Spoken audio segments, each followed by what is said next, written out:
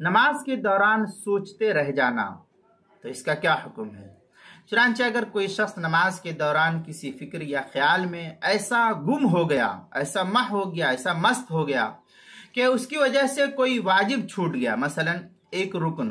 3 تسبیح کے بقدر سوچتا رہا، تو اس پر سجدہ سہو کا وجوب لازم اور ضروری ہے۔ چنانچہ فتاوی شامی میں واستظہر ایضا القول الاول بان الملزم للسجود ما كان فيه تاخیر الواجب، اس طریقے کی عبارت ہے فتاوی شامی جو بیروت کا چھپا ہوا نسخہ ہے، اس کی دوسری جلد صفحہ 491، اور